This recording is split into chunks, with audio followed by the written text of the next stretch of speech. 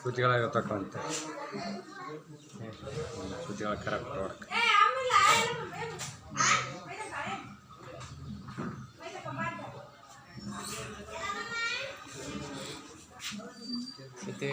ಆಮೇಲೆ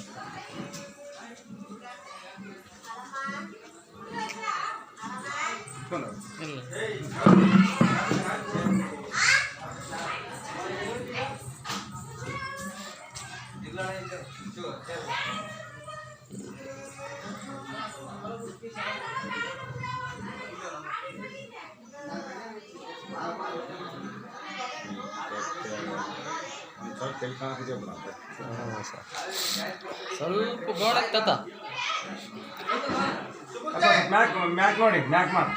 ಗೋಡ ಮ್ಯಾಕ್ ಎತ್ತಪ್ಪ ಮ್ಯಾಕ್ ಎತ್ತಂಗೆ ಮ್ಯಾಕ್ ಹಾಂ ಎತ್ತಂಗೆ ಎತ್ತ